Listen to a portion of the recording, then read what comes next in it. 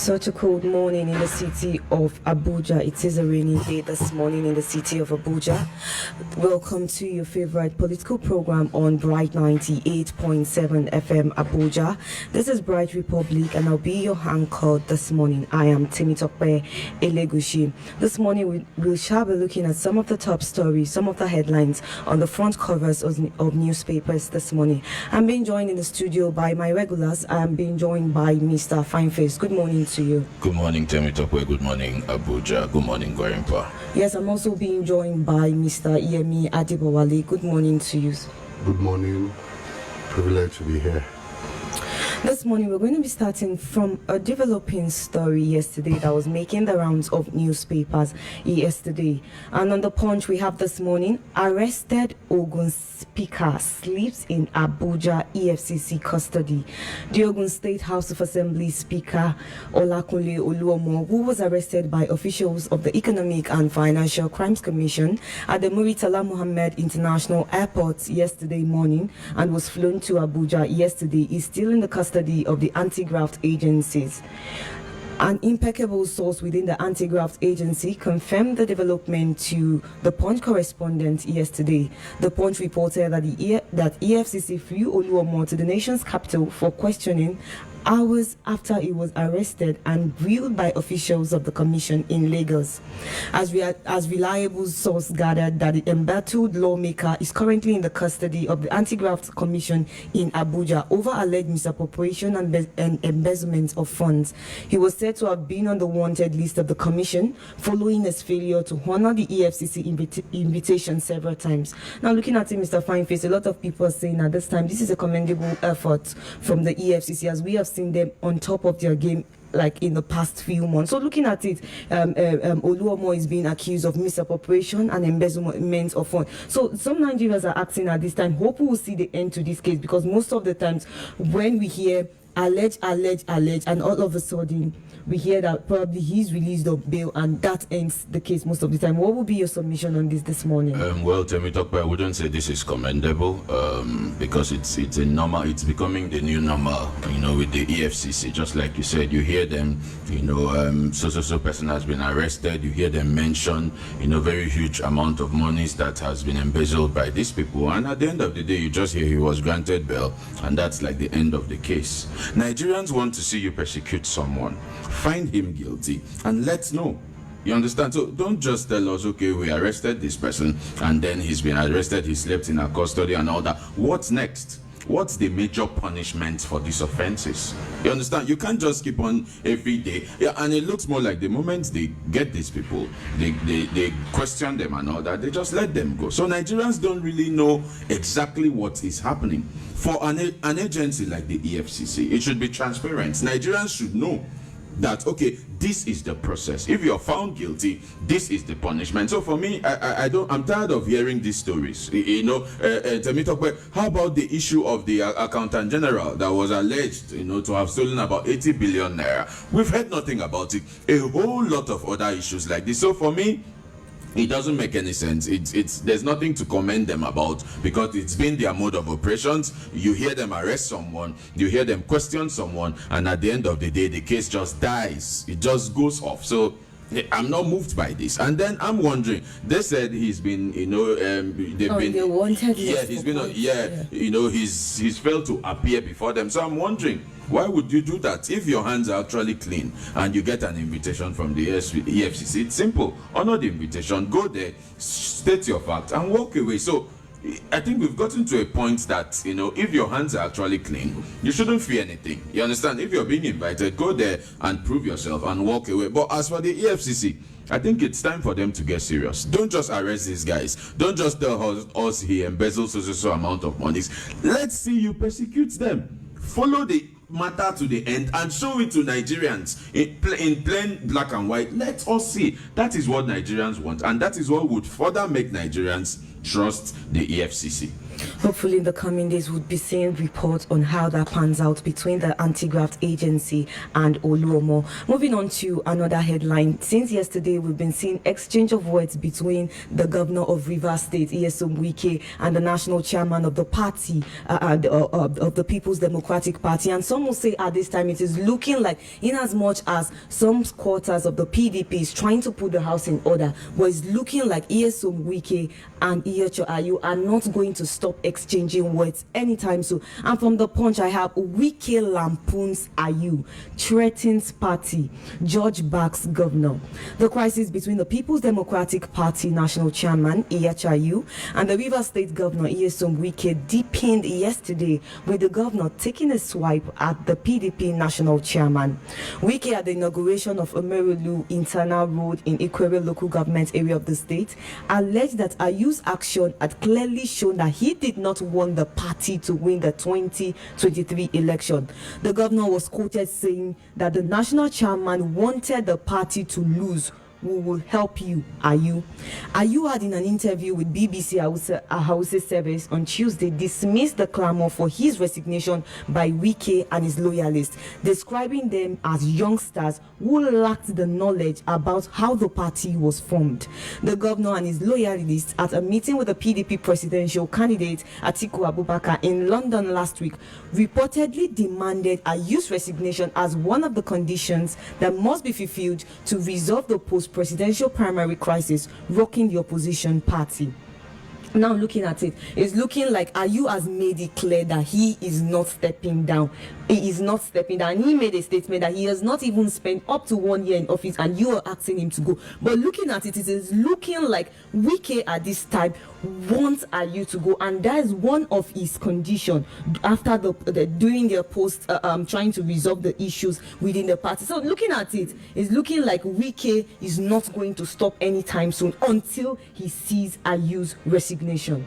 Well, I think it's beginning to look more like Wike has something else attached to this whole matter. It looks more like he has a personal issue with Ayu. But we saw that he actually helped in the emergence of Ayu becoming the national chairman of the People's Democratic Party. So why is it looking like he's on this man's neck? Well, maybe the man is actually not playing to his instructions. You know the way politics is in Nigeria. If you're part of a team that maybe got a governor into the city, people try to control that governor. I'm just giving an instance now. So it looks more like maybe there are certain things Wike wanted the chairman to do, based on his instruction, and maybe the man got in there and doesn't take instructions. Because what it looks like now is, I don't think it's all about the north now. Initially people kept on saying the chairman is from the north, the vice chairman is from the north, the BOT and the presidential flag bearer, but it's not looking that way again. It's beginning to look like a personal issue between Wike and Ihecho Ayu. But like I said the other time,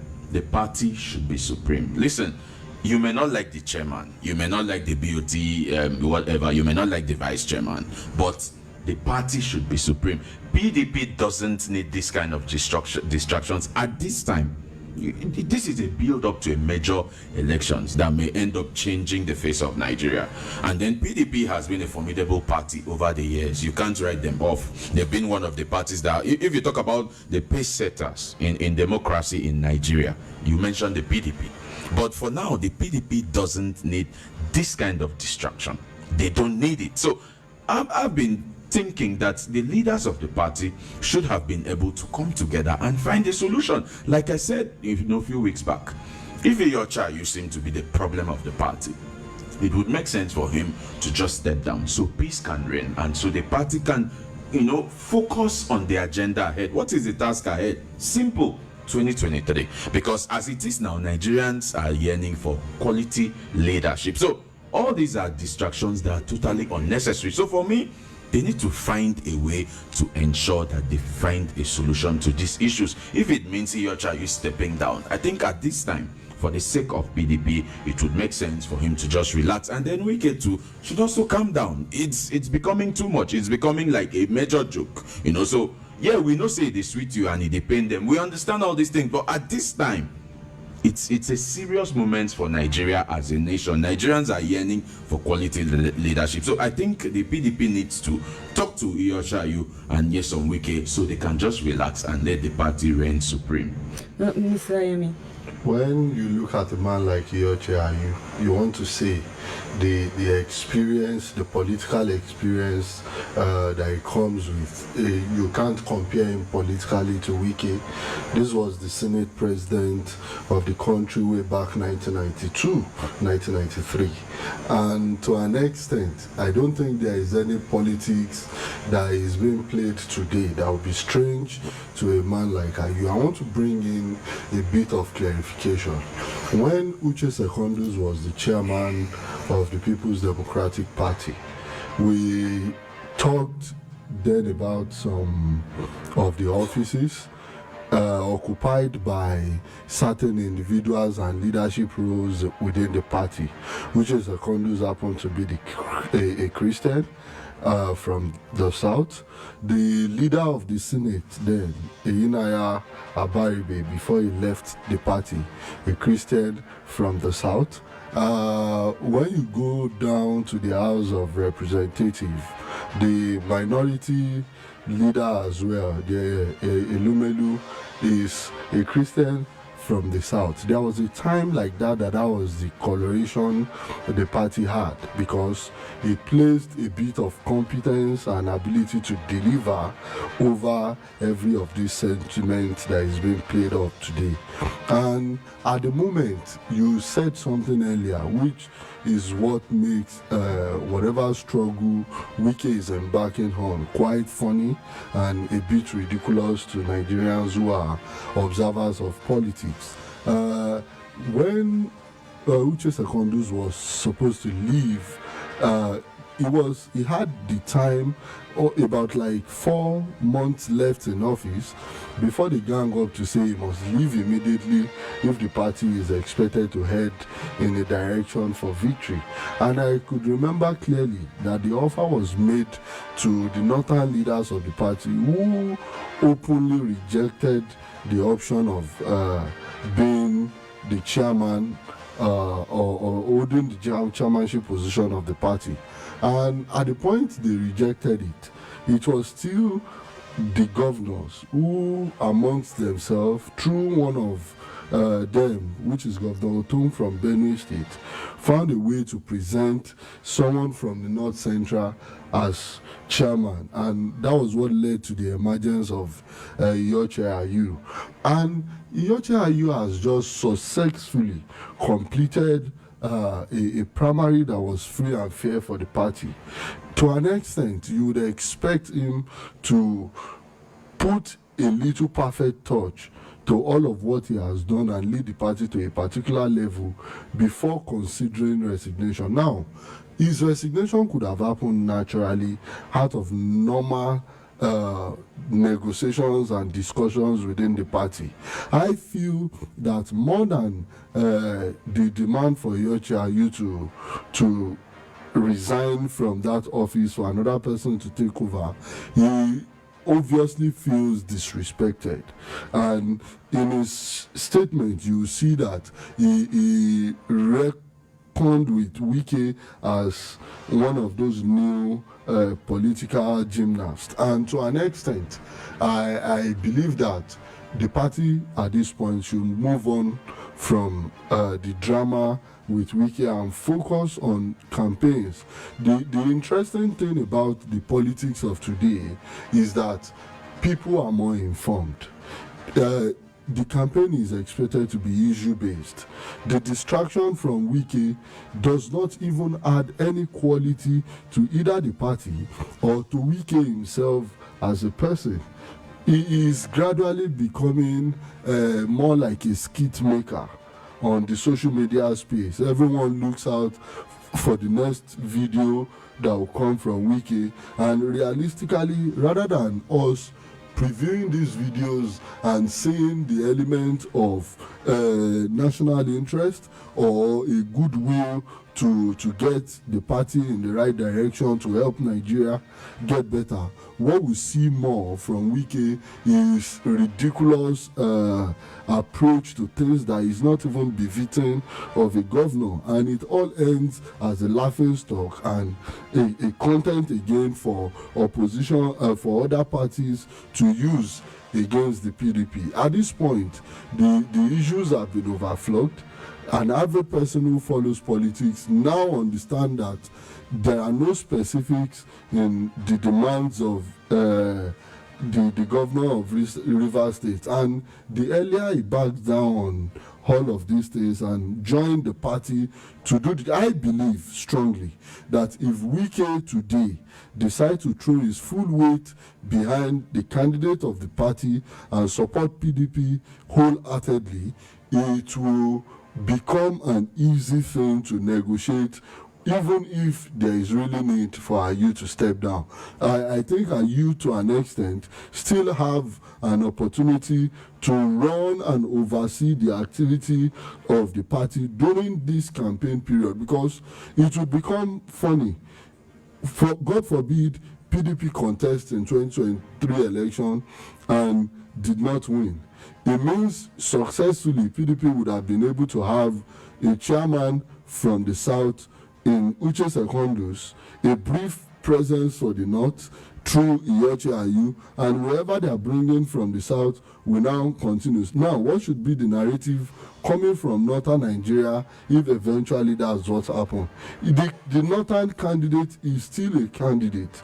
He's yet to become the president of this country. If he wins the election, it becomes easy to adjust certain things and satisfy every sentimental demands along religious and ethnic lines. And if you know PDP very well, you will know that they've respected such values within our political atmosphere. Hopefully, in the coming days, we'll be seeing an end to the rift between Iyorchia Ayu and the governor of Rivers State. Some will say at this time that it is important for the People's Democratic Party to put their house in order, as they are one of the biggest and the opposition party at the moment. Moving on to the Punch, terrorism. Nigeria ranked second despite 11 trillion naira security budget. Nigeria budgeted a total of 11.18 trillion for security from 2015 to 2022, investigation by the Punch have revealed. Despite the high budgetary allocation, however, the country remains the second most attacked country by the Islamic State terrorist group, globally,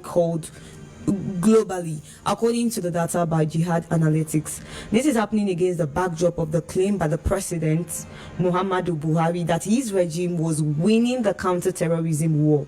The Punch had reported the activities of ISWAP terrorists and bandits in the northwest, north central, and attacks in southwest. The group claimed responsibility for the attack on the Kuje Medium Security Correctional Center, Abuja, on the 5th July, during which hundreds of suspected Boko Haram commanders and other criminals escaped. Now, looking at it, we're spending about, so far from 2015 to 2022, we've spent about 11 trillion naira on security budget. And looking at it, we are still ranked second in the terrorism chart. So some will say at this time a lot of money going into the issue of insecurity, and yesterday we still had reports of this terrorist. The day before yesterday, it's still something that is reoccurring. Some will say the fight against terrorism cannot be won in one day, in 72 hours. It cannot be won in 1 month. It's a gradual process. But looking at it, such an amount of money, 11 trillion naira, we have spent on the issue of insecurity in the country at this time. Well, it's no longer news that this administration, when they were sworn in, one of their major campaign promises was that they were going to end terrorism in 6 months. And basically, it's 7 years now. We are still crying the same cry. 11 trillion naira has been spent, and it looks more like, nothing has happened. Lives has been lost. Nigerians being killed every day. Even the Nigerian army, they've had their own share of, these violence as well. But then, just like you said, the war against terrorism, it's going to take time. It's a process. But then, sometimes we begin to question how these monies are being used, because sometimes you hear army personnel complaining that they don't have proper equipment and all that, and then they complain about certain things. So sometimes it becomes very funny. You begin to ask certain questions, but then recently we've seen a whole lot that has been done, and I won't stop commending the Nigerian army, because they've put in a good work, and we are trusting that they will do more. But I know that the war against terrorism as well is not just limited to the president, it's not just limited to the APC. It's a general fight that we all must come together to fight. Yes, we know they promised they were going to wipe it off in 6 months, and in 7 years nothing seemed to have been done. But then it's just to encourage everyone to constantly put hands together, and let's find a way to bring an end to this war. And I'm very sure that at the end of the day we'll be able to win this war against terrorism in Nigeria. Well, if you look at the state of things in the country, from insecurity to economy to unemployment to how inflation keeps flip-flopping and all manners of things that has happened, I think every Nigerian would agree that if anyone could return Nigeria to the path it was in 2015, when Buhari inherited and the APC inherited the government, you would see that Nigerians will count that as a rapid development, because we'll be talking about a situation where pump price can return to 87 naira. We'll be talking about a situation where people can go to the market, buy a bag of rice within the range of 7 to 9,000. You'll be talking about the economy being one of the fastest growing economy in the world, and the fastest growing in Africa. I want to put something to you, Temitope. In clear terms, the budget for the entire country in 2015 was 4.3 trillion. The entire budget that include all of the government expenditure and all. Now, if you now check what Punch is quoting as what has been recorded for the security budget alone, 11 trillion within 2015 to 2022. to this date. And you want to ask a question: if we were at a point in 2015 where we could manage the entire country with a budget of 4.5 trillion max, and we have a government who after 2015 the budget keep rising, and till now we are in tens of trillion for a budget we run yearly. Now compare that to the reality on ground, compare that to the development we've seen in the country, compare that to all of the challenges we had that we expected that the government is coming in to make better and fix. To an extent, you can even compare our forex in 2015 to what we have now. It is gross incompetence and total mismanagement of public resources. And to an extent, citizens now need to start asking questions. The first headline was about EFCC, and I wonder why. How EFCC as a body has refused to check certain people within this government, even when they leave. When the service chiefs there, after spending over 5 years, I think, Nigerians started calling for the president to do a change and rejig his team. He did that.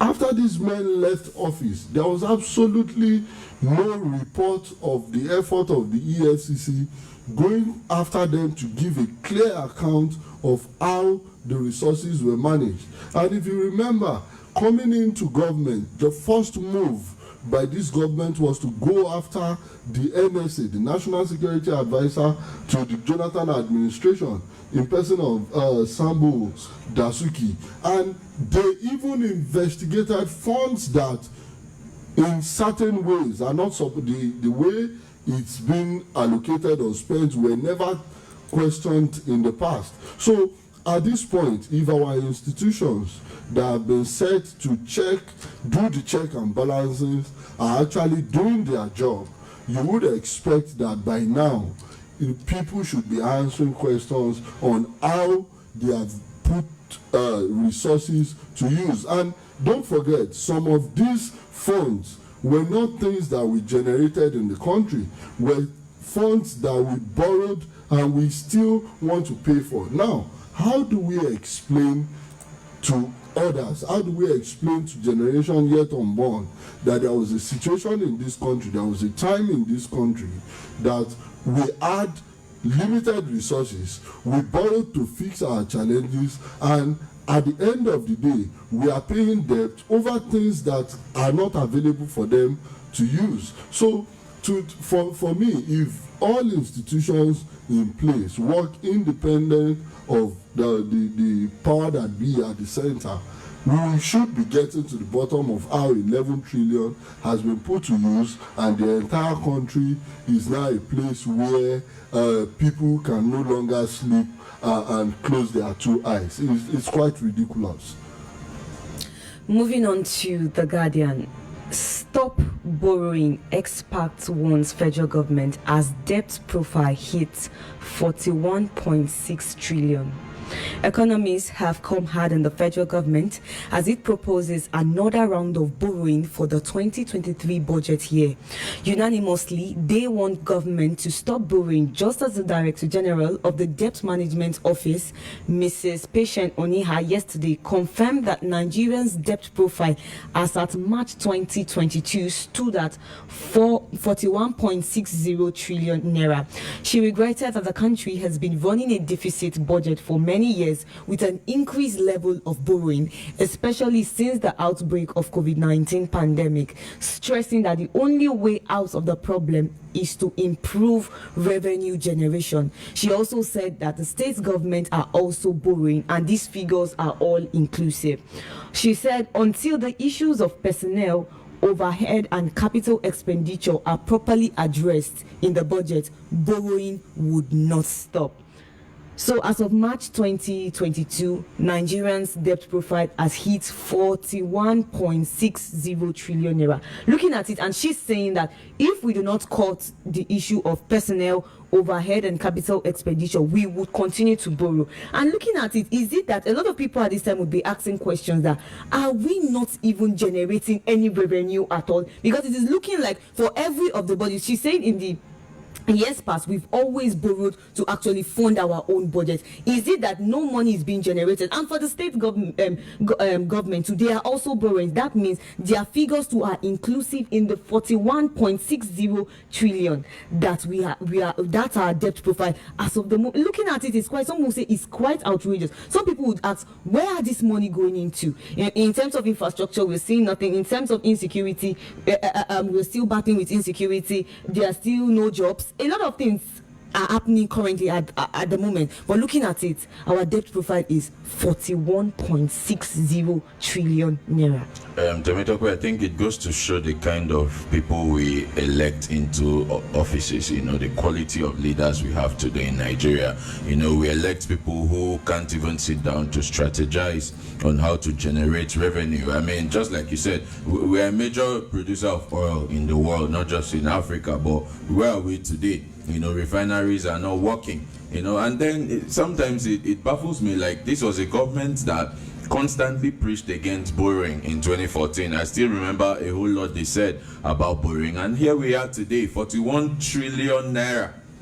41 trillion. So you begin to ask certain questions. Is it that our leaders can't sit down and draw up strategies on how to generate revenue in order to save the nation? You see governors borrowing, and you go to their states, nothing is actually being done So I think it's time.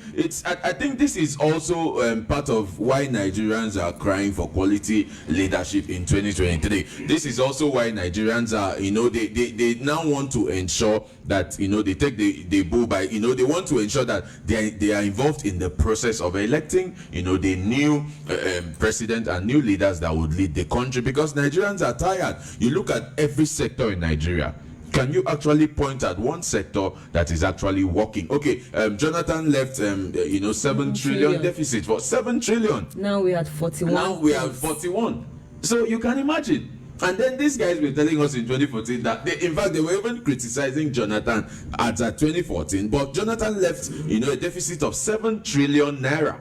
7 trillion in 2015, and today we are talking about 41 trillion. I think we need to wake up and get serious in Nigeria. We need to sit down and elect leaders that understand how things work. I've said it on this platform before. It looks more like some sectors in Nigeria are being controlled by people who basically do not have an idea of how things work. That's why we are suffering. So it's time for Nigerians to wake up and elect people that understand how things work. Forget about where they are from, whether they are from the north, the south, the east, or wherever. Forget about all that. We need people who understand how to fix the country.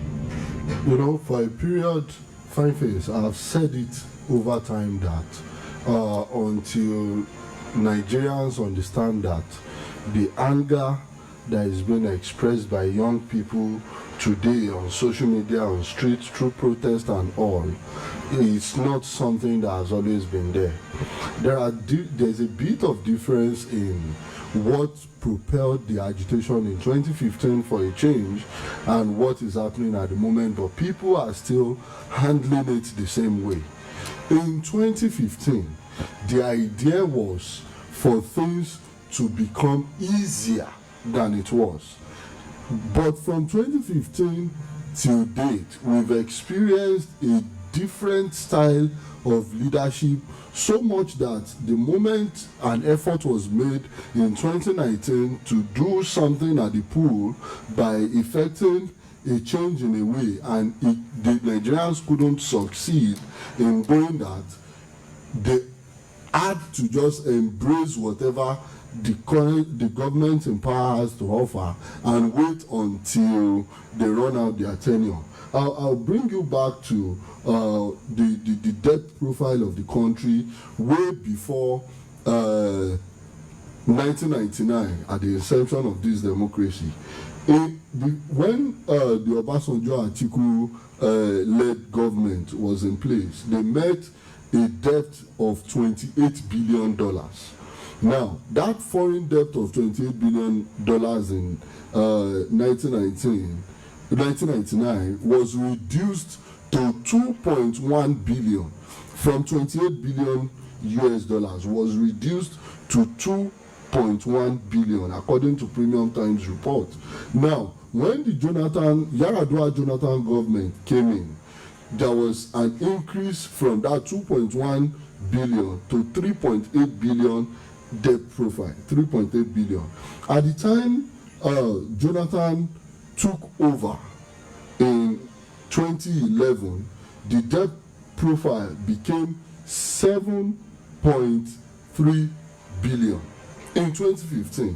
Now, between 2015, that's 7.3 billion was how our debt was managed for 16 whole years. Now, from 2015 till date, which is approximately 7 years, the debt profile went from $7.3 billion to 28.57, which is returning us back to the initial $28 billion that was inherited by the OBJ-Atiku administration in 1999. Now, what we've been able to do successfully as a nation is reset the country in a negative way to what was our situation before this democracy came into play. Now, analytically, through these statistics and what you've just read, it is like people tried to clear the debt, and started managing the debt in a very reasonable way so that it does not become a burden, and another government came to place to add to it and return us back to where we were in 1999. And that is the crazy thing. For this government to now be willing to go again to raise the bar and return us to way worse than it was in 1999, I think it should cause, and I keep saying this, what exactly is the role of this National Assembly? What are the senators, what are the House of Rep members who represent the interests of citizens from small cells of the country? What do they see to do? We've seen it over time that every time the government wants to borrow and it gets to the desk of the Senate or the House of Rep, there's always this express approval without proper questioning. We've seen them try to invent. We were in this country where we had a scenario of the popular off your mic, which is, and the whole investigation from the legislative arm of government ended somehow there. We need to become serious as a nation. It has not always been like this. Leadership is not rocket science. We can get it right.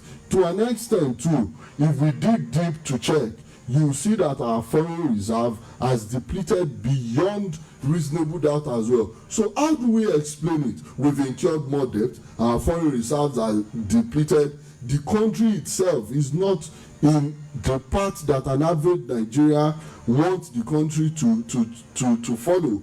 And we keep complaining, we've said this over and over again, and at this point, where we have an opportunity to fix this challenge in 2023, people need to make choices not on the basis of any form of sentiment, but on capacity to deliver and competence of whoever we are going. This is not a time to consider who is from the northern part of the country, who is from the southern part of the country. No, it is about who can actually get us out of the current mess, who is with that experience to lead us in the right direction. And I think Nigerians will do the right thing going to the polls in 2023. Hopefully Nigerians will do the right thing when it comes to the 2023 election in few months' time. Moving on to another headline from The Punch. NNPC cannot justify 6.34 trillion naira petrol subsidy, says Custom. The Comptroller General of Nigerian Customs Service, Colonel Ahmed Ali, retired, has stated that the Nigerian National Petroleum Company Limited, formerly Nigerian National Petroleum Corporation, cannot justify the volume of premium motor spirit petrol being consumed in the country daily to warrant the over 6.34 trillion subsidy payments on the commodity annually. Ali, in his presentation to the House of Representative Committee on Finance at the continued hearing on the proposed 2023-2025 medium-term expenditure framework and fiscal strategy paper in Abuja yesterday, argued that the NNPC cannot scientifically prove that 98 million liters per day consumption it was claiming, alleging that the National Oil Company was supplying an excess of 38 million liters of PMS daily. Now, looking at it, a lot of people are asking at this time, who actually check on the activities of the NNPC? The Comptroller General of Custom is saying that at this time, NNPC cannot categorically tell us how much subsidy is being paid and how much liters is being used by Nigerian daily. So a lot of questions are being asked. Who actually check on the activities of the NNPC? Do they just run on their own? Well, just like Mr. Yemi said a few minutes ago, it looks more like there's no proper checks and balances. You know, people just do things anyhow. And just like I said, Temitope, it goes to show the kind of people that we appoint into sensitive positions. Mr. President is the Minister of Petroleum, as we all know, but there's someone who answers to him. So who are these people? How can you run a corporation like the NNPC and then you come out to say these things? It's embarrassing. It's a shame on Nigeria, and it's a shame on whoever is in charge, because Nigerians need to know certain things. Nigerians will ask questions. So how come you're unable to prove these things? Look, we are talking about 6.3 trillion naira. Nobody. So sometimes it looks more like a joke. You can't tell me that in a corporation as big as the NNPC, such things will happen. So I think they need to start telling Nigerians the truth. It looks more like maybe someone is trying to hide certain things, because I wouldn't believe this report. You can't tell me you do not know. So no, it's the Comptroller General of Custom that is saying that at this time NNPC do not actually know the amount of petrol, that's the PMS, consumed by Nigerians daily. they should be able to know. See, the subsidy scam and what got Jonathan to the point where in 2012 he said there is need for us to take out subsidy and allow Nigerians pay about 140 something per liter then, was because of this thing Ahmed Ali is pointing out. For me, in Buhari's government, Ahmed Ali has been an interesting personality who very often in those days, 2015, 2017, 2018, the likes of Ibe Kachiku as Minister of Petroleum for State then was almost at this point of questioning certain things the NNPC does. And when you put all of this together, you understand what they are trying to do. It is just an estimate. It is just a projection.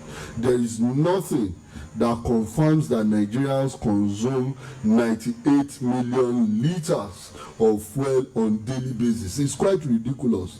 When Senator Bukola Saraki was the president of the 8th Senate, he stood his ground and he enforced the need for them to explain, as at that time, why the estimate was around 50 million liters plus. And you look at it, our realities as Nigerians, how easy is it to even afford a vehicle in this country at the moment? Way back 2011, 2012, 2013, we used to complain about people putting more than one vehicle on the road at a time. We used to complain about people who would leave their house and go out with about 3 vehicles at once when they can easily be conveyed by one vehicle. And today, the reality is different. You can't even afford to get the smallest of vehicles for your basic needs, which in a way you will know that the consumption would somehow mathematically reduce, because if someone in 2015 was running with over 10 vehicles in his compound, by now you are looking at that person minimum or maximum reducing such to about 5 due to the hardship we are experiencing in the country. But the consumption rate of PMS keeps increasing. It has gone from that level now to 98 million liters per day. Now, what exactly, who are those people consuming this fuel? If Fineface decides to pull up at a fuel station today and fill up his tank, he is not returning to that fuel station tomorrow, except he's traveling. That is how an average person, aside from those who do transport business in this country, that is how we run. It is either you put fuel in your vehicle for your daily movement. And to an extent, let's be very clear, how many places do you want to go in a day that will make you exhaust the entire fuel in your tank? So much that if 98 million of PMS was consumed today, tomorrow another 98 million will be consumed by who? And when certain things is under the care of government, it becomes very easy for manipulative tendencies to start showing up. And this is one of such.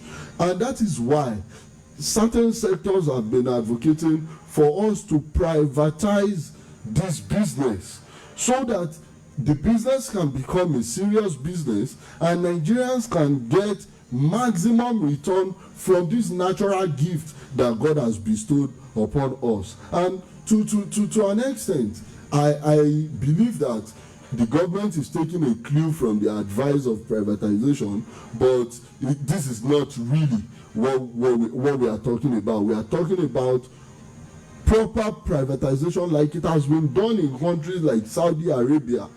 And to an average person who listens, we hear subsidy. Even President Muhammad Buhari, before his emergence in 2015, said he does not know what subsidy means. And for subsidy to now become what we are paying over this huge projected consumption rate, it's ridiculous, and the government needs to start answering questions. Anyways, let's go pay some bills, and when we come back, we'll be sharing 2 more headlines before we open the phone lines.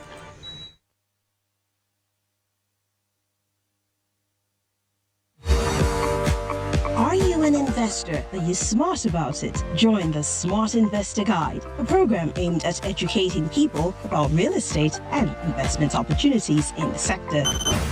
Let's put you on the right track and alleviate any investment fear you might have. Get ready. Join us every Wednesday at 8 a.m. on Bright FM 98.7. Real estate is a tangible asset and a non-volatile investment. Become a smart investor today. Join the Smart Investor Guide. This program is powered by AF Royalty.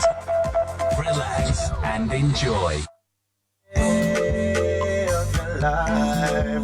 The news, the music, information. Every man has a dream, and every step that we're taking brings towards closer. Me and you together, connecting your world, taking one step at a time. Me and you together, connecting your world, giving you more for less. Subscription, data, Wi-Fi, street cards, fast food,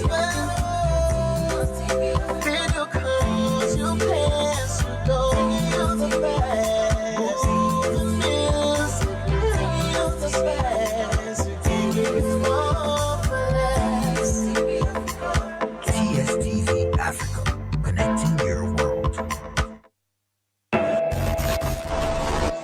I am here since 3 days ago. Like corruption can happen at anywhere. Corrupt with petrol. I prevent it with not a lot of corruption with petrol. I see them for hotel, I see them for market. And if you see them, you go know. They say you get them, then they embalm themselves, but me, I never go to that house before. Let's discuss the headlines and politics. Sworn by the Senate Standing Orders of 2011 as amended, which is the genuine and authentic because it has never any protest. Will you stand up? Get involved. Air your opinions. In this republic, we don't turn off your mic. Join us on Bright Republic, weekdays, 8 a.m.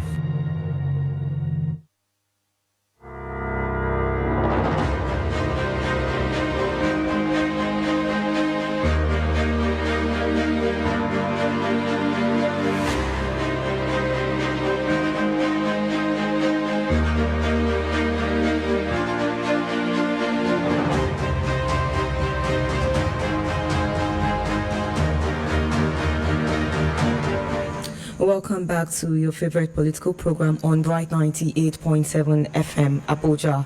Moving on to the next headline, I have Guardian. On The Guardian, NAF jets kill 49 Boko Haram fighters in Borno State. The Air Task Force Operation Hadin Kai has killed no less than 49 Boko Haram terrorists in the Sambisa Forest hideout in Borno State. Multiple airstrike by 2 Nigerian Air Force Super Tucano jets targeted the terrorist camp. A counter-insurgency expert, Zangola Makama, stated this yesterday in Maiduguri that the insurgent camp were located in Gadash, Mina, and Gazawa communities in Bama local council.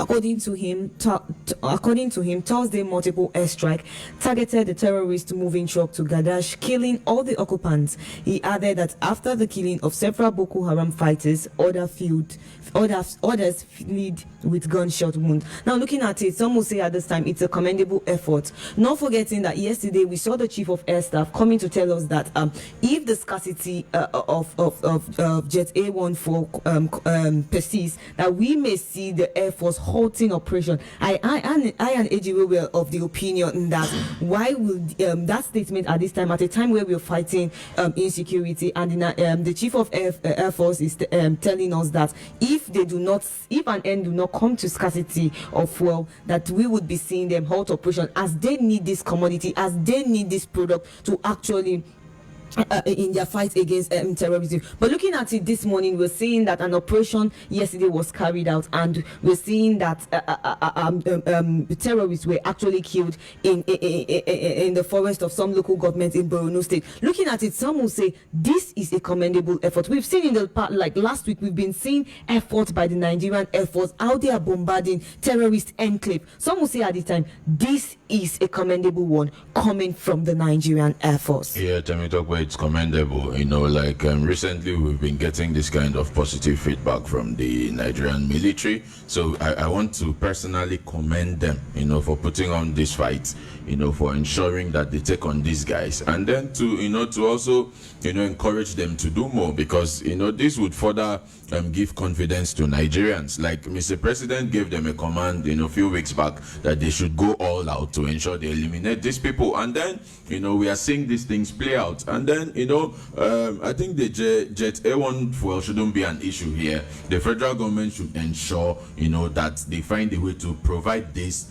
for the military, so they can constantly take on these people in order to, you know, win the war over insecurity, because Nigerians, you know, are patiently waiting for the good news, and such news is actually, you know, good news for Nigerians. I remember sometime a few weeks back, a caller called, you know, to ask us if we were not tired of talking about insecurity and all that, you know, but we have to constantly talk about it. And in as much as we talk about it, we also need to celebrate the Nigerian Air Force when they go all out to wipe these guys out. So we're encouraging them to do more. Nigerians are solidly behind them, and I trust, you know, that the Jet A1 fuel will not be an issue until we win this war. And I'm very sure that we will win the war against, you know, insurgency, insecurity, against bandits and Boko Haram in Nigeria. One thing is certain, that we would be winning the war against insecurity in the coming days. Moving on to the last headline this morning: senatorial ticket. Lawan orders learn fate 20th September. The Independent National Electoral Commission will publish the final list of candidates for presidential, senatorial, House of Representative election on 20th September. Its chairman, Professor Mahmoud Yakubu, said this yesterday. With this revelation by INEC, the President of the Senate, Ahmed Lawan, Governor David Umahi of Ebonyi State, and former Akwa Ibom State Governor Godswill Akpabio of the All Progressive Congress would know their fate at the stated date. The Punch reported that Lawan, Umahi, Akpabio had chosen to pick Senate ticket for Yobe North, Ebonyi South, and Akwa Ibom Northwest Senatorial District, respectively, after losing out at the presidential primaries of the APC. The move stirred controversy, since most Senate primaries were conducted before the presidential primaries. Looking at it, we had a lot of back and forth that is looking like some of these politicians wants to eat their cake and have it. We saw the likes of Ahmed, Umahi, and Akpabio actually bought the presidential ticket, and because they did not become the presidential flag bearer of the All Progressive Congress. But now looking at it, is looking like they are actually in hot pursuit for the senatorial ticket. And some are saying, you freely left the ticket, you went for the presidential ticket. Now, why are you coming back to actually clinch the ticket of the Senate? So looking at it, INEC, a lot of people at this time are saying they will know their fate come September 20th. What will be your submission on this? They lost the presidential primaries. Now they want the Senate tickets. Well, when you look at the drama that is playing out, we can't just stress over it, because there are certain guidelines guiding INEC and our electoral process. But Nigerians are waiting to see the list that INEC will present as the final list of those who are contesting on different platforms of political parties. And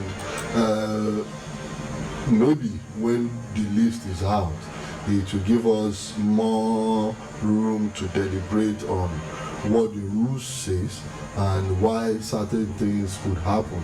But for now, until INEC rectifies and give us the final list, we wouldn't be able to conclude on who is actually a flag bearer of his party at what level, one level or the other.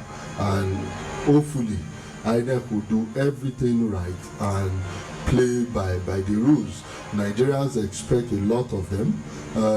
There is a renewed faith and belief in our electoral process, and people are willing to go out in their numbers to exercise their mandate. And to an extent, I hope that INEC will not fail Nigerians and stay by the rules from the beginning to the end of the 2023 election. To be a part of the conversation, you can drop a message on WhatsApp 07033728313.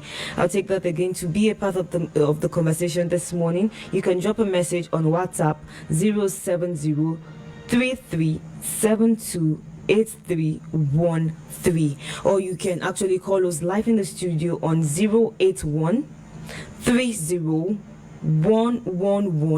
724. You can call us in the studio on 081 724. Remember, when you call in, please be civil. Hello, good morning. Hello, good morning, Senator. Good morning. Your name and where you're calling us from? My name is Edoga. I'm calling from Dawaji. You're welcome. I just for the issue of Wiki. I want to beg him that you should hold us the fire, because there's no way you can start it that the party will not move forward. And this certainty that brought to Shumoli that today that you are seeing Shumoli is no longer moving the way he was crying before. And whatever that may be the issue, you should take it down. And I also want to talk about the issue of the APC.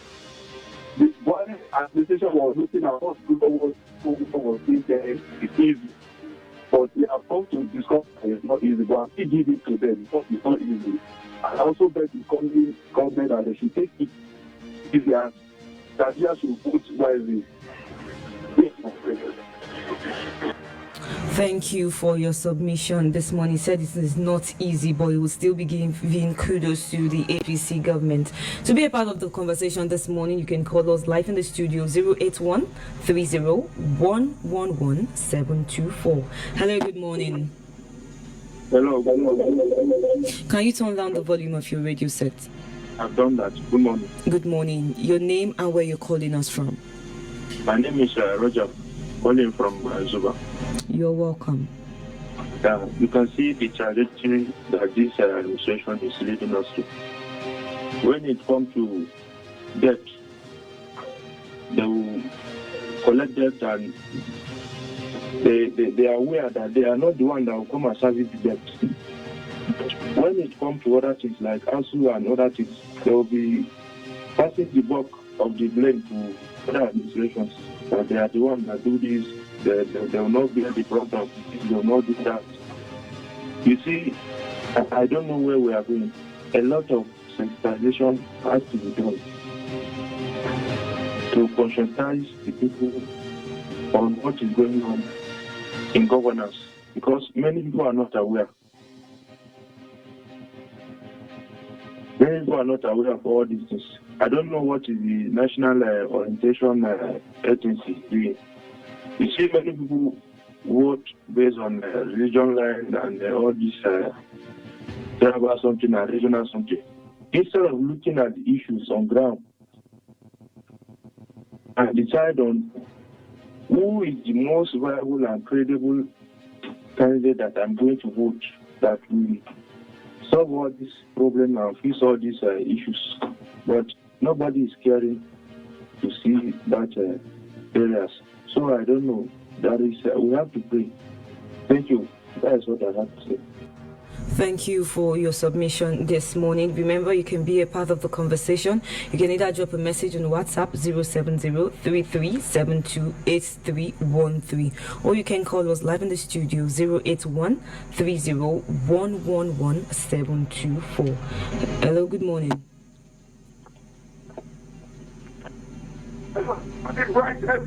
Hello, good morning.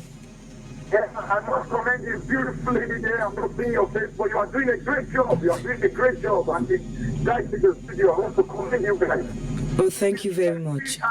Great somebody. I did a great one of your regular scholars. I want to appreciate you. We want to thank God for the evidence for this morning. That means things are happening, things are good in Nigeria. Firstly, I want to comment on the headline concerning the NMPC. Thank God this man respects so much has set the record high, the custom board.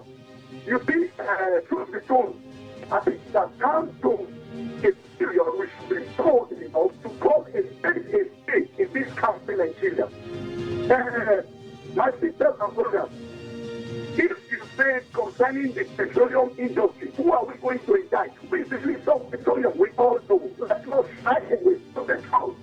The Minister of Petroleum should come and explain to Nigeria what is happening with our petroleum sector. It should be decided. Secondly, I want to, and this is the one thing I want to give out my word. I've never moved to Nigeria because there are no checks and balances. You just approve and approve. But they know that they are not going to be around when we and our children are going to receive this debt. Fourthly, before Nigeria, I thank God this is happening before us, and I give God the glory. I am agent of change right from my kids in school. I want to offer Nigerians like me. It's before us. Change 100%. Everybody can see and actually, if you really want change, devoid of politics, devoid of religion, devoid of ethnicity, devoid of tribal sentiment, the three presidents and just the popular there. Let Nigerians make, shine your eyes, like Charlie Ford said, and I end in this school. Me, my mumu don't graduate with PhD. So if your mumu never graduates Nigeria, you do the needful. You have your PhD. God bless Nigeria. God bless Nigeria. You. Thank you very much. I remember CIA degree from Wari. God bless you. Thank you for your submission this morning, saying 2023 is around the corner. Get your PVCs and shine your eyes. Don't vote the line of sentiment, religious or religion or what have you. Remember, you can also call us live in the studio 081-30-111-724. Hello, good morning. Hello, good morning. Good morning, ma'am. Your name and where you're calling us from? My name is Victor, calling from Wellington. Victor, you're welcome. Yeah. You see that some leaders in Nigeria, they are so selfish, and some of them can be content with. So that's why you need the help of God to touch their heart, because it's not to need the fight, to pray to God. I want to hand over the issue to God. Because one of the students sitting at home doing nothing, because they want to act, they want to try to help the masses. They want to they think of themselves, think of others. So we need to do something about it. Are you there? Yes, I can hear you. Okay. You don't need the help of God. So then they need the help. So you need to pray for them. You need to wrap up now. Okay, thank you. Thank you for your submission. Remember, you can drop your message on WhatsApp 070-3372-8313. Hello, good morning. Hello, good morning. Good morning. Your name and where you're calling us from? Okay, I'm Mr. Collins, calling from Manchester. Mr. Collins, you're welcome. Yeah. What I want to say is concerning the issue of the NNPC and the issue of the leaders that are leading that sector. I like our father, Buhari, as the father of the nation. But there's one thing I want to get clear, which is that he came to fight corruption. The very first thing they should know is that if somebody who is driving trailer and has the opportunity to become the director of transportation, that doesn't mean that he can drive train. Yes, because he himself said that he was to fight corruption. The such sector is supposed to bring out a good minister that will look into that affair. Look at what is happening, and that is one of the biggest sectors in Nigeria. And everything is done like that. Every day you hear this thing happen and anything, this stuff like that, and you will not even hear it to come and tell us what's the problem. And the third thing is the director of such a sector in Nigeria, which is one of the prominent sectors Nigeria have. And that is one of the way the means Nigeria is getting resources for the country. And it did not fix them, put leaders in that place. And they want it to function well. In fact, it's very bad of it. It's very bad. If it did not look properly into NNPC, in fact, I don't even know how that section is only collapsing, gradually is going. It's uncalled for. Let them look for the stoppable hand that can run our set of benefits. And they will see that most of this we have, they will go on their own. Thank you. Thank you for your submission. Let me quickly take this message from Tony from Kubwa. He's saying, let PDP continue their fight and let our Obi continue gaining ground. Tony from Kubwa, thank you for your submission this morning. Hello, good morning. Hello. Hello, good morning. Hello, good morning. Your name and where you're calling us from. Yeah, this is Mommy Treasure calling from Dawaki. Mommy Treasure, you're welcome. Thank you very much. My question to this present government is that I want to know this money they are borrowing everywhere.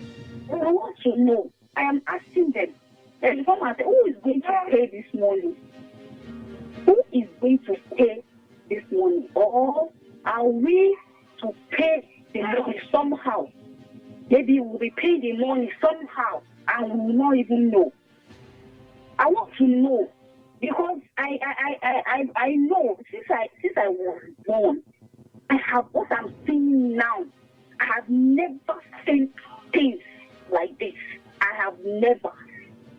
They should come and tell us who is going to pay this money because as far as I'm concerned, I know how I'm a mother of four. I know how I'm struggling to survive. So I want to know what they are using the money for and who is going to pay this money later.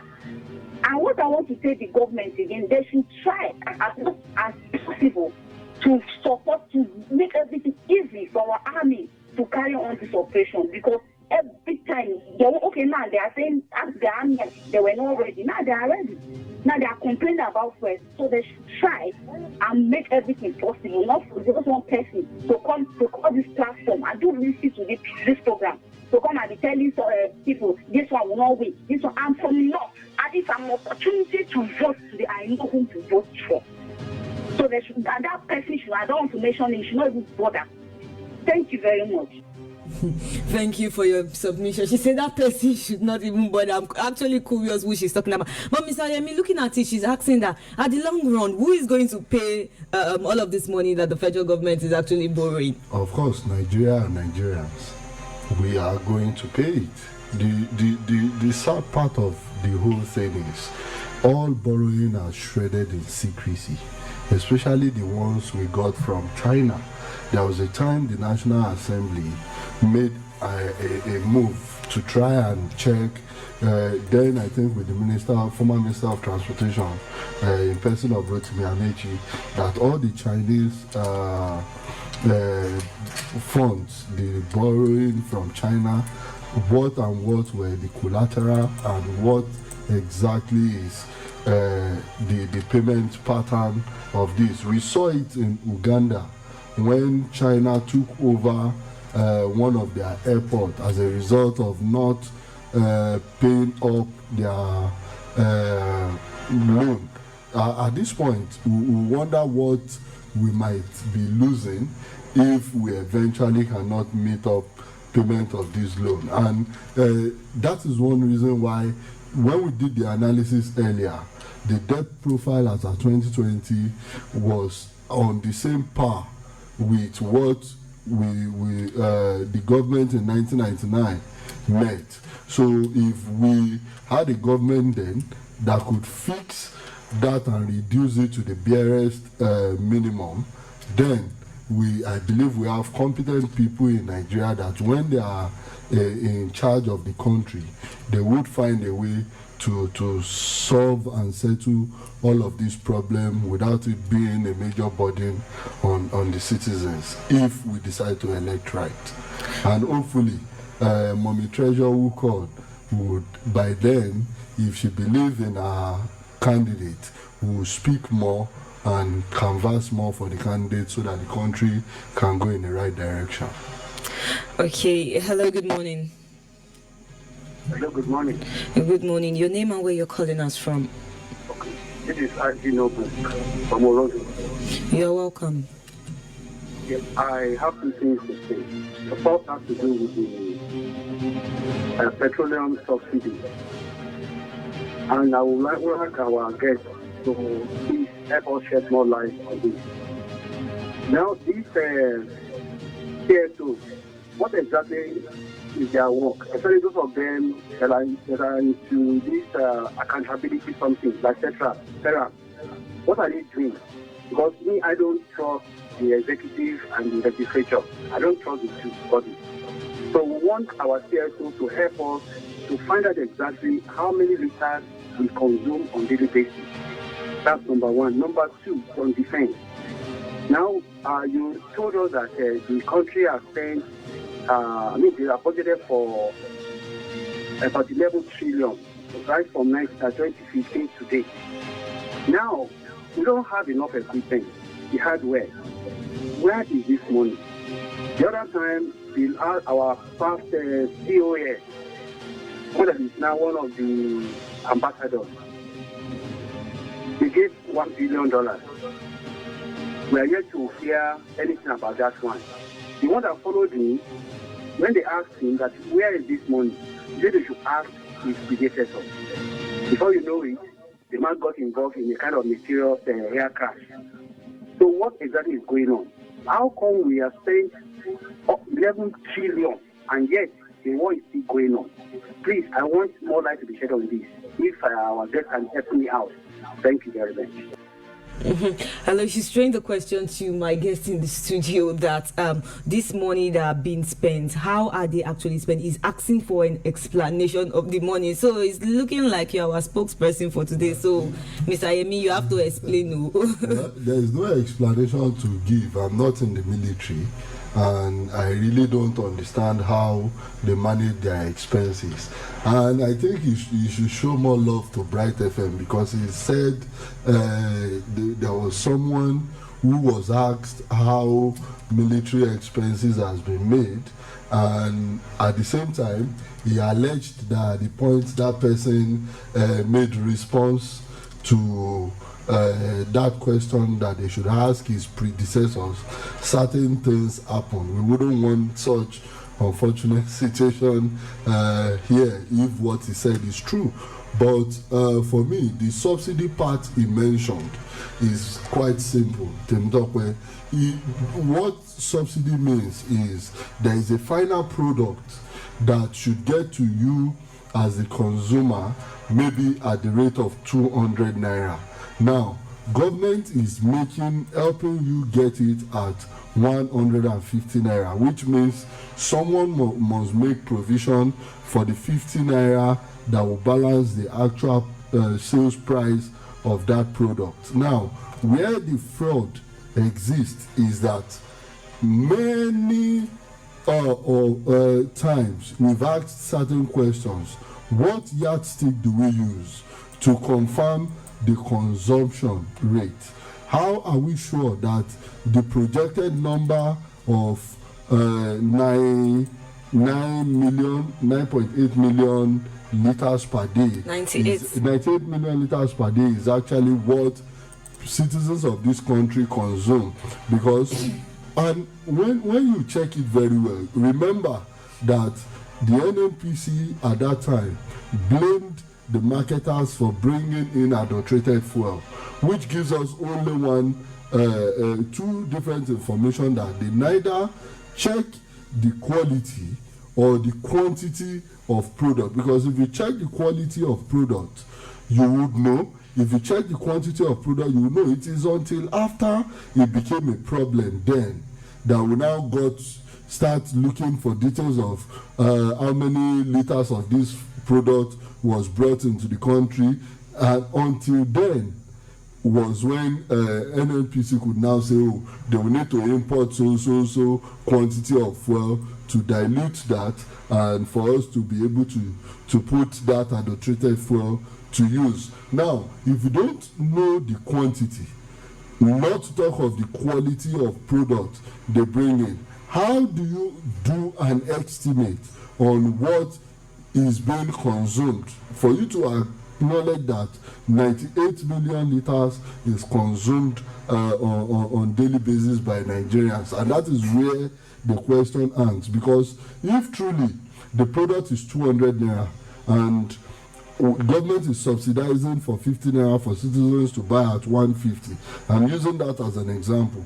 If I tell you that citizens that have gotten 1,000 of this product from me, it means you are paying me 50 naira that you are subsidizing times that 1,000. So the moment the consumption rate is not checked and they just give an estimate of what they think Nigerians consume, it becomes a problem and it's easy for a legitimate fraud to take place. Okay, let's go pay some bills, and when we come back, we'll be taking few more calls. Stay tuned.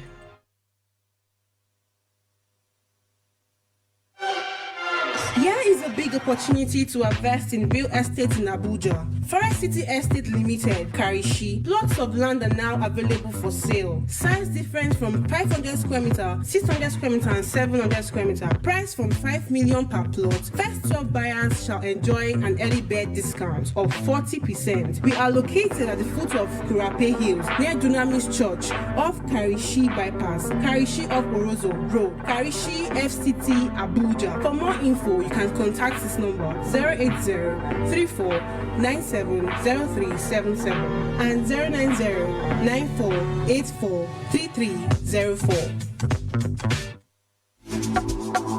Abuja, it don't happen again, oh. This one no be Chere Cambia. City Gate Homes, the reliable development company, don't knock another ogbonge dealings with checking money for everybody we won't be landlord, oh. With as low as 8 million naira, you fit to buy a 500 square meter plot with infrastructures and build fully detached 4 bedrooms duplex by yourselves. 6 million naira fit give you 400 square meters plot with infrastructures. You fit build 4 bedrooms bungalow by yourself. This will fit happen only for City Gates Low-Cost Homes, opposite Centenary City, Airport Road, Lugbe, Abuja.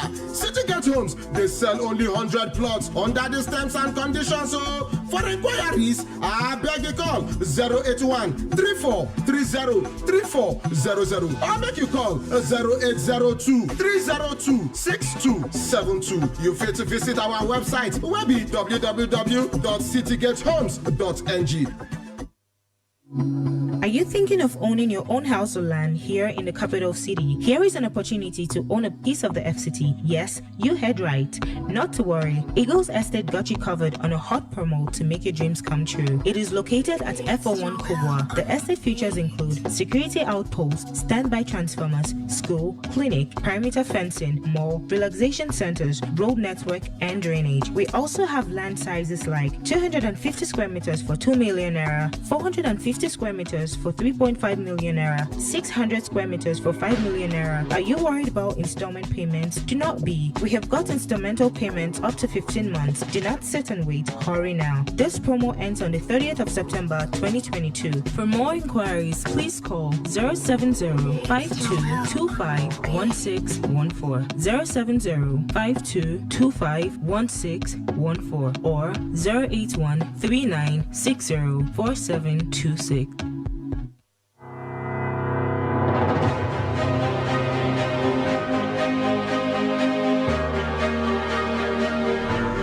Welcome back to your favorite political program on Bright 98.7 FM. Before we take go back to the calls, let me take this message from WhatsApp.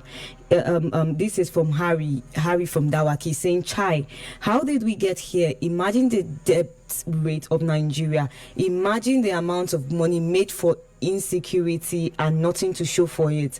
I really believe that Peter Obi can save us from all of this economic mess. Harry from Dawaki, thank you very much for your submission. I'm going to be taking this from Jason Dakolo. He's saying 11 trillion on security in 7 years. General Muhammadu Buhari was among the most patriotic of Nigeria's military head of state. When the retired General Buhari campaigned and emerged as president in 2015, many quarters expected a run of patriotic leadership. It was expected that we would have new refineries, near zero corruption, a strong currency, lower pump prices, near zero insecurity, lower debt burden, and etc. Thank you, Dakolo Jason, for your message. Your message is quite very lengthy this morning. Back to the calls. Hello, good morning. Good morning, Temitope. Hey, good morning to you. Your name and where you're calling us from? This was from Dakolo. You're welcome. Please, I want to talk about our debt profile. When as much as I don't totally subscribe to borrowing, we want to agree that borrowing in itself is not totally wrong. In as if it is channeled towards productive areas. We all agree that in this country there are massive infrastructure going on around the country. And that's the way to go. Your guest said Jonathan inherited $3.something billion. Why didn't Jonathan reduce the debt profile? Instead, he took it to 7 trillion naira. See, this government has done credibly well. And when by the time this government leaves, Nigeria will see the rating Mr. President has done. And by God's grace, Asiwaju Tinubu will consolidate on whatever he has done. We are looking. Nigeria will give the scorecard in the next general election, and the whole country will see it. In the case of military, your guest said nothing is on ground. The military itself has come out times that number, attesting to the fact that this government has done a lot in terms of equipping the military. So let us put sentiments aside. We are watching. Nigerians will tell the results. Thank you very much. Have a wonderful celebration. And you too. Thank you very much for your submission this morning. To be a part of the conversation, you can call us on 081-30-111-724. And we're still taking message on WhatsApp, so you can drop your message on 070-3372-8313. Hello, good morning. Hello. Hello, good morning. Your name and where you're calling us from? Good morning. This is Diplomatic Joe calling from Cuba. You're welcome, Diplomatic Joe. Yeah, my contribution is on the issue of the health part, saying that Nigeria are hitting, they should stop borrowing because they are hitting 41 trillion.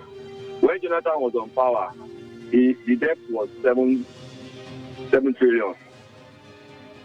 They say he's not doing well, and he stepped down for peace to reign. Now, they are hitting 41 trillion. So I can say that I can sense mismanagement in our economy. So what do? They should make sure they go back at Mr. Fancy Estate, where 1 liter of fuel will be like 7 naira, then two stock, bag of gari or rice, everything will come up to like 7,000 or so that Nigeria will experience change. That's what I'm. God bless Brazil and God bless Nigeria. Thank you for your submission this morning, and God bless you too for calling on the show. Remember to call us on 081-30-111-724. Hello, good morning. Good morning. Good morning to you. Your name and where you're calling us from? My name is John. I'm calling from Seliawa. John, you're welcome. Honestly, APC government that tries. But since I was born, I never see the government that lack vision like APC. Honestly, there's no truth. Can you hear me? We can't hear you. Yeah. Oh, we can actually hear you. Do well to call us back on 081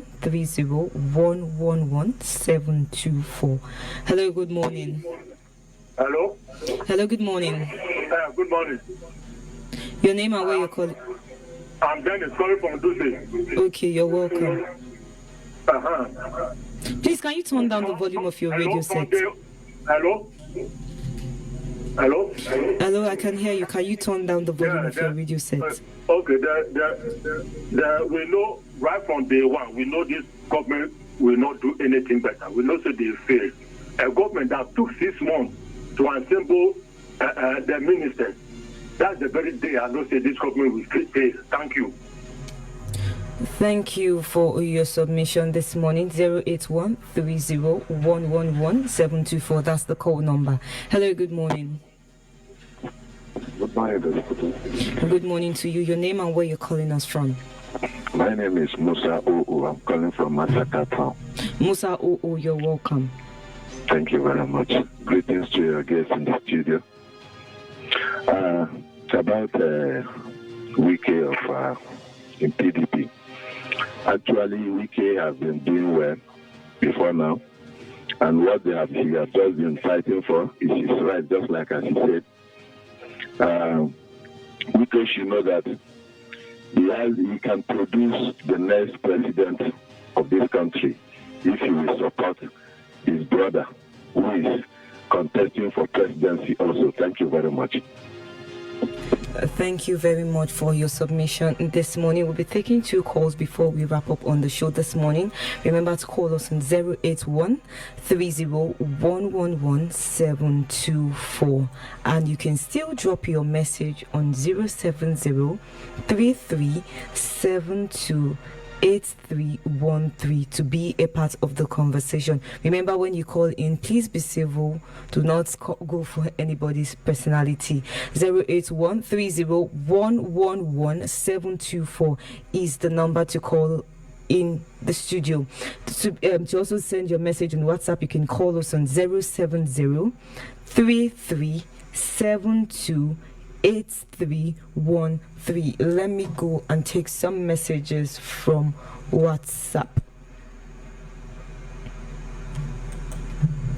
Okay, you can still drop your message. The network is actually acting on its own this morning. Hello, good morning. Yeah, good morning. Good morning. Your name and where you're calling us from? My name is John Adoy, calling from Airport Road. You're welcome.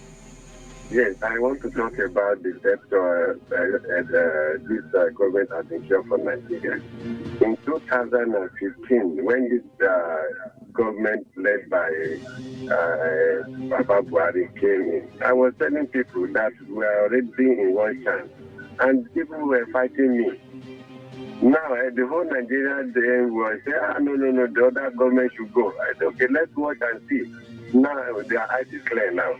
I think my advice on Nigeria now is to go on our knee and pray. If I Christian, pray very well. If I Muslim, pray very well. Even if you are herbalist, pray very well, because Nigeria is already in one chance. So that the grace of God has to bring Nigeria back to what it used to be. Thank you for your submission. Thank you. Thank you for your submission. To everyone who was a part of Bright Republic this morning, special shout out to you from the Bright FM crew. To my guests in the studio, Mr. Fineface and Mr. Yemi, thank you for being a part of the show. For the people that we could not take your calls or messages, we would be taking them on Monday, God's willing. We'll be here at exactly 8 o'clock as we discuss politics and we discuss issues. Thank you. I remain Temitokpe Elegushi. Do enjoy the rest of your day.